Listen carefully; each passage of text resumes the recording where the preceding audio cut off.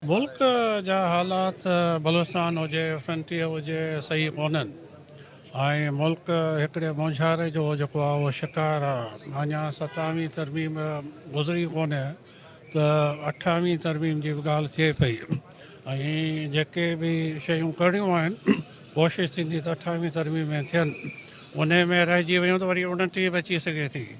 त अहिड़े क़िस्म जी सूरत हाल आहे। उन में जेको नोटिफिकेशन चीफ जो निकिरणो उहो कोन निकितो आहे। उन में कुझु कानूनदाननि जो ख़्यालु आहे त नोटिफिकेशन जी ज़रूरत कोन्हे, उन्हनि जो ख़्यालु आहे त ज़रूरत आहे।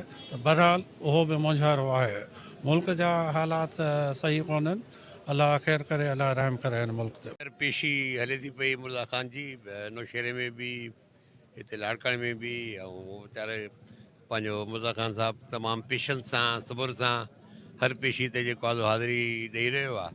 ऐं मां सम्झां थो पियो त हुनजी जेका इहा रिज़ॉल्व आहे त बाबा झुकणो न आहे, उहो ई मां सम्झां थो आवाज़ु आहे हिन महिल सॼी ऑपोज़िशन जी। बाक़ी इहा त असां सभु जी डी जा दोस्त पाण में हिक ॿिए सां गॾु आहियूं ऐं इनशा ताला जेका बि आहे हिकिड़ी भरपूर जदोजहद आहे इहा।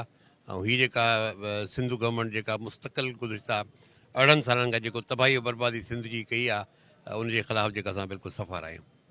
ऐं 27वीं तरमीम 6वीं तरमीम जो तव्हां सुवाल कयो त जी डी जो क्लियर मौक़फ़ आहे त बाबा असां त हिननि असेंबलियुनि खे मञूं ई कोन था। हिकिड़ी बोगस ऐं रिग्ड असेंबली जी या वोटनि जी पैदावार आहे, जंहिंमें असांजे दोस्तनि या ते हलफ़ बि न आहे कयो। तंहिं करे जेको कुझु हुते प्रोसीडिंग्स थी रहियूं आहिनि, मां सम्झां थो पियो त उहो न आवाम जे मुफ़ाद में न आवाम जे फ़ाइदे में आहिनि। रहंदो जेको आहे सो उहा शयुनि खे उलझाइनि थियूं पियूं। हाणे त 27वीं तरमीम जे नतीजे जे तौर ते जेको कुझु थी रहियो आहे इस्लामाबाद में, जेको ॿुधूं था पिया, ऐं पिंडी में उहो रहंदो शयुनि में जेको ख़लफ़शार आहे उनखे वधाए रही आहे।